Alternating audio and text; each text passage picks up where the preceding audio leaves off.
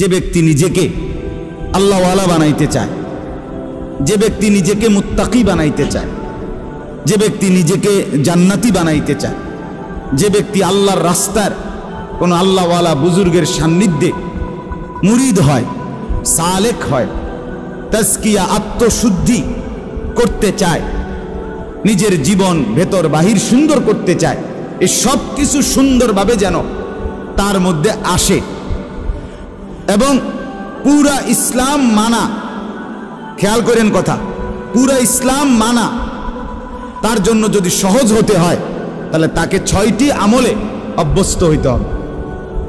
কয়টি আমলে? আবার বলেন, কয়টি আমলে? এই 6টি আমলে যদি কোনো ব্যক্তি অভ্যস্ত হয় তো আল্লাহ তাআলা তাকে পুরা ইসলাম মানার, দিন মানার মতো যোগ্যতা, শক্তি, হিম্মত, তৌফিক আল্লাহ দান করবে।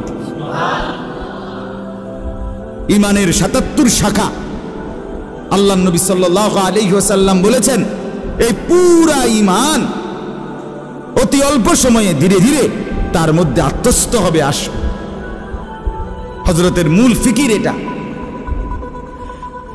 এই 1 সপ্তাহ খানকায় উনি এটা বুঝাইছেন যে আমার ফিকির সারা পৃথিবীর মুসলমান যদি প্রকৃত অর্থে দিনদার হইতে হয় তাইলে ঈমানের 77 শাখা মানে পুরা ঈমান, ইসলামের সবগুলো অংশ নিজের মধ্যে আনতে হবে, নিজের মধ্যে বাস্তবায়ন করতে হবে, তাইলেই সে পরিপূর্ণ দিনদার। কথা বুঝেন নাই আপনি? একটা লোক তো নামাজ পড়ে মাশাআল্লাহ, কিন্তু উনি মসজিদ থেকে বের হয়ে দোকানে গিয়ে সুদের লেনদেন করে, ওজনে কম দেয়, ধোকা দেয়, মালটার গুণাগুণ মিথ্যা বলে, এই লোকটা কি পরিপূর্ণ দিনদার? একটা তো আছে মাশাআল্লাহ, কিন্তু ওইটা তো নাই, ওইটা তো নাই। একজন নারী নামাজ তো পড়ে কিন্তু পর্দা তো করে না। একজন পুরুষ ছেলে মেয়ের খাদ্য খাবারের খরচ তো করে, কিন্তু তাদের জন্য টেলিভিশন, নাচ গান এটা দেখার জন্য ব্যবস্থা করে। তো একদিকে দিনদার একটা মানে তো আরো 10টা মানে না, তো এই লোকটা কি পরিপূর্ণ দিনদার হলো? এই হযরত বলেন ঈমানের 77 শাখা, এই সবগুলো শাখায় যে সমানভাবে মানে আমলে অভ্যস্ত হবে তাকেই বলা হবে পরিপূর্ণ দিনদার। তার জন্যই জান্নাত, তার জন্যই জাহান্নামের মুক্তি। সাহাবায়ে কেরাম ইসলাম মানছে কয়টা, ছাড়ছে কয়টা? কথা কয় না। মানছে কয়টা, ছাড়ছে কয়টা? আউলিয়ায়ে কেরাম, যাদেরকে আমরা আউলিয়া বলি, বুজুর্গ বলি, পীর মাশায়েখ বলি, তারা মানছে কয়টা, ছাড়ছে কয়টা? সব মানছে, সব মানছে। ঈমানও ঠিক করছে, ইবাদতও ঠিক করছে, মুআমালাতও ঠিক করছে, মুআশারাতও ঠিক করছে, আখলাকও ঠিক করছে, বাজারও ঠিক রাখছে, আবার কি নামাজও ঠিক রাখছে। স্ত্রী সন্তানের প্রয়োজন পূরণ এটাও ঠিক রাখছে, রাত্রি গভীরে তাহাজ্জুদের নামাজ, আল্লাহর বন্দিগি, জিকির, তেলাওয়াত এটাও ঠিক রাখছে। এজন্য পূর্ণ ঈমানদার হওয়া চাই, পূর্ণ দিনদার হওয়া চাই। আমি বাপ কত সময় আপনারা আমার মুখে শুনছেন এই কথাটা, আমি প্রায় বলি যে ও আল্লাহর বান্দারা, বাবা, চাচা, মুরব্বীরা অনেকেই বলে এখন আর বয়স শেষ, 60-70 বছর হয়ে গেছে, ছেলে ফেলে যায়, মোটামুটি লাইন ফাইন করছি, অন আল্লাহ আল্লাহ করিয়া কোন রকম মরে গেলে হয়েছে, মরলেই হয়েছে, কবরে যাওয়ানোর বাকি আর না। আমি সবসময় বলি যে বাপ, কোন রকম কবরে যাইয়েন না, কোন রকম প্রয়োজনে চেষ্টা করেন আর কিছুদিন বেঁচে থাকতে। চান যে দুনিয়া থাকতে পারেননি, প্রয়োজনে জিফুত্রে বলেন যে টাঙ্গাইয়া থুইতো কোনানে আমনে রে, যাতে আপনি না মরেন।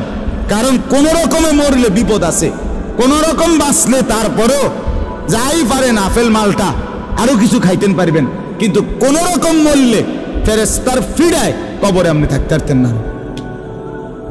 ঠিকই না বলেন না কেন? আল্লাহ কি আপনারে আমারে কোন রকম কবরে যাইতে কইছে? তো আপনি দি কোন রকম যাওয়ানোর লাইন ধরছেন।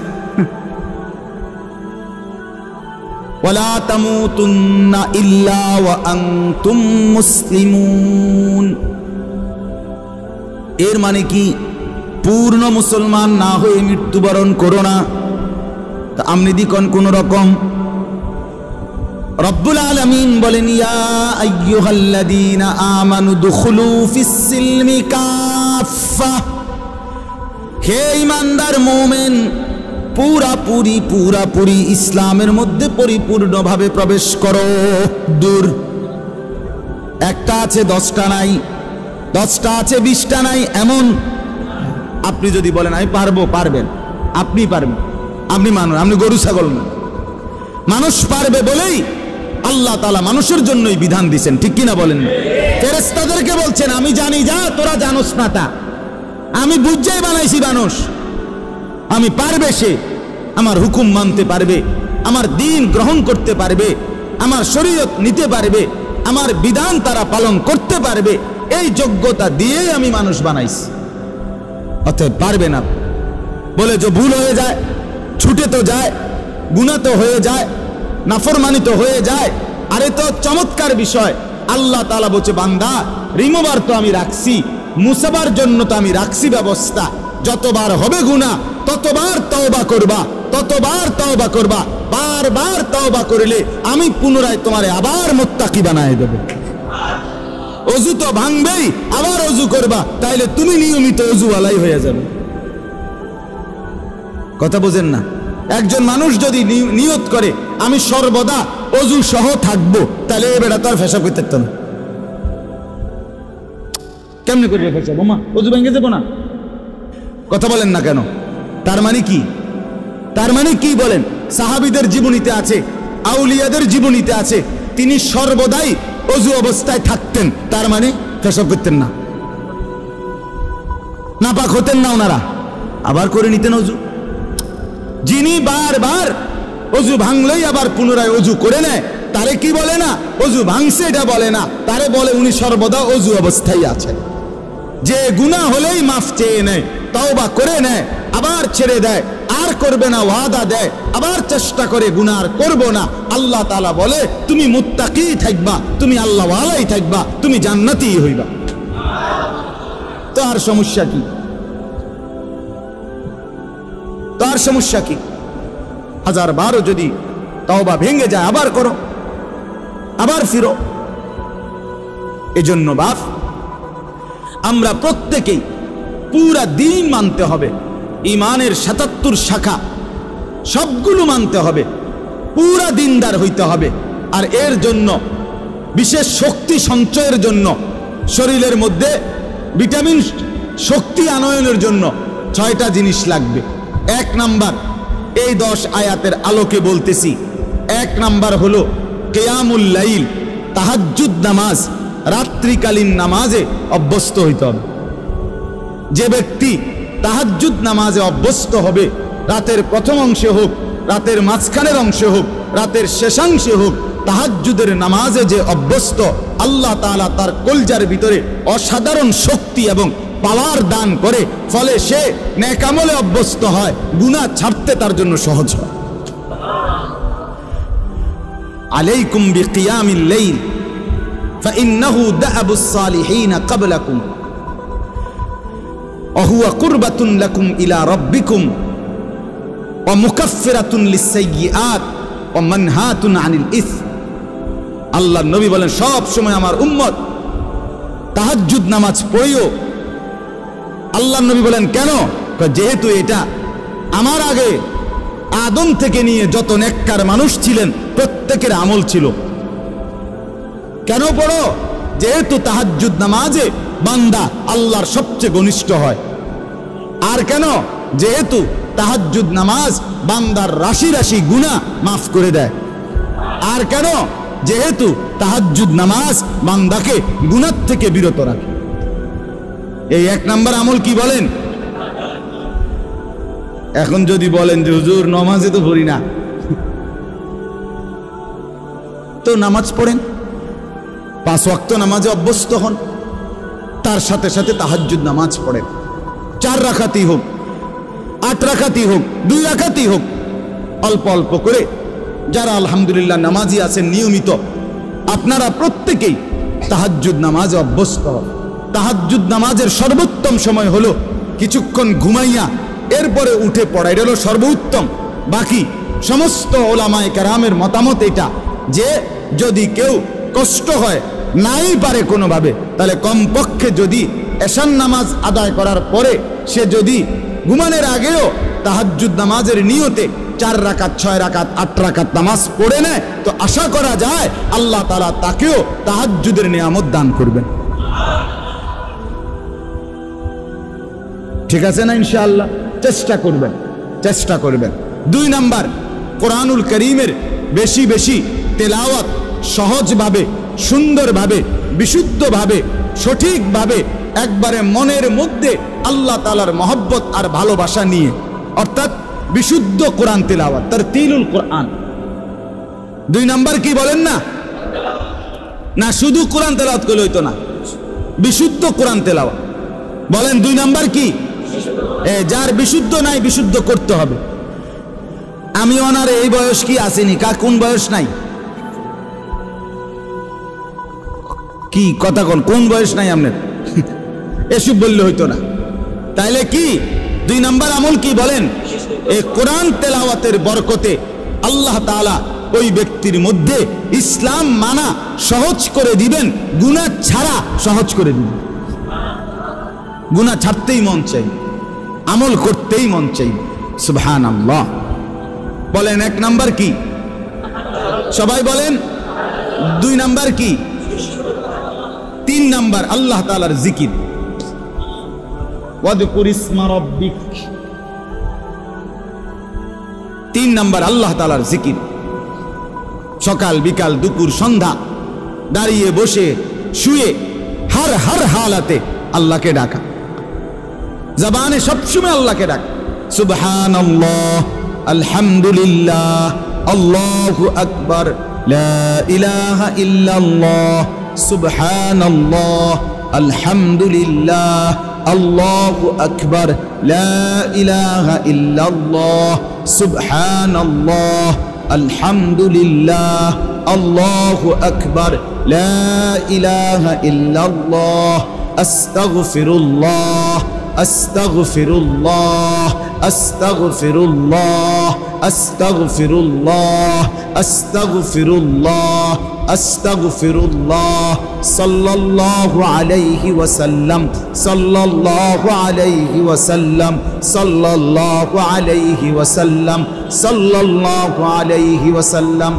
আমার বাপ মনোযোগ দিয়া মহব্বতের সাথে হাঙ্গামা না কইরা, বিরাট বড় মজমার দরকার নাই, আপনি একলাই চুপচাপ কোনো ওই হুল্লুর মানে একারে হেসকানি না কইরা নীরবে সুন্দর করে কিছুক্ষণ এরকম জিকির করতে থাকেন, খোদার কসম জিহ্বাটাই মধু হয়ে যাবে, জবান শিরি হয়ে যাবে, মধু হয়ে যাবে, মধু, কলিজা আলোকিত হয়ে যাবে। কিছুক্ষণ পরে অনুভব হবে দিল আমার নূরানি হয়ে গেছে, আলোকিত হয়ে গেছে, দিল শান্ত হয়ে যাবে, পেরেশানি দূর হয়ে যাবে। তাহলে 1 নাম্বার কি বলেন? 2 নাম্বার কি? বিশুদ্ধ কোরআন তেলাওয়াত। 3 নাম্বার কি? জিকির। আল্লাহ তাআলার জিকির করবেন তো ইনশাআল্লাহ? চেষ্টা করবেন। ছেলেরা বাপ তোমরাও চেষ্টা করো, গাফলতি করো না ভাই, কোরআন পড়তে শেখো, পড়তে শেখো। তুমি মুসলমানের সন্তান, তুমি কোরআন পড়ো ভাইয়া। এই বাংলা, অঙ্ক, ইংরেজি, পদার্থ, জীববিজ্ঞান এগুলো হাসরের ময়দানে জিজ্ঞেস করবেন, তো কোরআন জিজ্ঞেস করবে, কোরআন সুপারিশ করবে। নবীজি বলছে ওইগুলোকে বাদ দেওয়ার কথা বলি না, ওগুলো দুনিয়া চলবে, কিন্তু কোরআন দুনিয়াও চলবে, আখিরাতও চলবে। আল্লাহ নবী সাল্লাল্লাহু আলাইহি সাল্লাম বলেন আসসিয়াম ওয়াল কোরআন ইয়াশফাআন লিল আবদ। রমজানের রোজা আর আল্লাহ তাআলার কোরআন তিলাওয়াত সরাসরি আল্লাহর বান্দার জন্য আল্লাহর কাছে সুপারিশ করবে। রোজা বলবে আল্লাহ দিনটা তারে আমি অভুক্ত রাখছি, আর কোরআন বলবে আল্লাহ রাতটা তারে আমি তেলাওয়াতে ব্যস্ত রাখছি, তারে এখন কেমনে শাস্তি দিবেন? আল্লাহ বলে বাবুরে তোমরা যেহেতু দুইজন দুইখানে চাপ দিছ, যাও দিলাম, মাফ করে দিলাম। তাহলে 1 নাম্বার হলো কিয়ামুল লাইল, এই আমলটার মূলত নাম হলো কিয়ামুল লাইল, তাহাজ্জুদ। 2 নাম্বার কি? বিশুদ্ধ কোরআন তেলাওয়াত। 3 নাম্বার কি? এই 3টা হলো অঙ্গ প্রত্যঙ্গ দিয়ে করা, মানে বাহ্যিক। জিকির করবেন কি দিয়া? জবান দিয়া, ঠিক না বলেন? কোরআন তেলাওয়াত করবেন কি দিয়া? জবান দিয়ে। আর তাহাজ্জুদ নামাজ পড়বেন কি দিয়া? পুরা বডি দিয়া, পুরা অঙ্গ দিয়া, নাকি? এটা। আর তিনটা, পরের তিনটা হলো ভিতরে, কলজার ভিতরে থাকতে হবে, ভিতরে থাকবে। 1 নাম্বার মানে 4 নাম্বার, হ্যাঁ, তাবাত্তুল, এটারে বলে তাবাত্তুল। কন্ত তাবাত্তুল, তাবাত্তুল অর্থ হইল সব কিছুর থেকে সম্পর্ক বিচ্ছিন্ন করে হৃদয় মন শুধু আল্লাহর সাথে সম্পর্ক যুক্ত করা। দিল আমার শুধু আল্লাহকে ডাকে, মন আমার শুধু আল্লাহকে ডাকে, ভাবনা আমার শুধু আল্লাহকে নিয়ে, আমার চাওয়া পাওয়া সব আমার আল্লাহর কাছে, আমার আবেগ অনুভূতি সব আমার আল্লাহর কাছে। দুনিয়ার কাছে আমি কিছুই চাই না, যা চাই, যা পাবো মনে করি সব আমার আল্লাহর কাছে। অন্তর আল্লাহর সাথে কি করা? সম্পর্কিত। ও তাবাত্তাল ইলাইহি তাবতীলা, তাবাত্তুল। এইটা, এই 4 নাম্বার হলো অন্তরকে আল্লাহর সাথে কি করা? সম্পৃক্ত করা। বলে এটাকে সারাক্ষণ সম্ভব? একটু একটু করে বাড়ান, অল্প অল্প করে বাড়ান, আস্তে আস্তে বাড়ান, আল্লাহ তৌফিক দান করেন। 5 নাম্বার মানে 2 নাম্বার। 5 নাম্বার হলো আল্লাহ তাআলার উপরে সর্বাবস্থায় তাওয়াক্কুল। কার উপরে? তাওয়াক্কুল, ভরসা। ভরসা কার উপরে? রব্বুল মাশরিক ওয়াল মাগরিব লা ইলাহা ইল্লা হুয়া ফাত্তাখিযহু ওয়াকিলা। এই যে আল্লাহকেই একমাত্র ওকিল, অভিভাবক বা আশা ভরসার কেন্দ্রস্থল শুধুই কাকে বানানো? তাহলে অন্তরে সর্বদা কার উপরে ভরসা করা? 6 নাম্বার সবর করা। অসবির আলা মা ইয়াকুলুন, সর্বাবস্থায় সুখে থাকি দুঃখে থাকি, হ্যাঁ, দিলের মধ্যে থাকবে আমার আল্লাহ আছে, আমি আমার আল্লাহর উপরেই ধৈর্য ধারণ করলাম। তাইলে বলেন, 3টা, পরের 3টা হইল আল্লাহর সাথে অন্তরকে সম্পর্কিত করা। 2 নাম্বার আল্লাহর উপরেই ভরসা করা। 3 নাম্বার সর্বাবস্থায় কি করা? আরবি নামগুলো কোন? তাবাত্তুল, তাওয়াক্কুল, সবর। তাবাত্তুল, তাওয়াক্কুল, সবর। তাবাত্তুল, তাওয়াক্কুল, সবর। 1 নাম্বার কিয়ামুল লাইল, 2 নাম্বার তারতিলুল কোরআন, 3 নাম্বার জিকির, 4 নাম্বার তাবাত্তুল, 5 নাম্বার তাওয়াক্কুল, 6 নাম্বার সবর। 3টা বাহিরে, 3টা ভিতরে।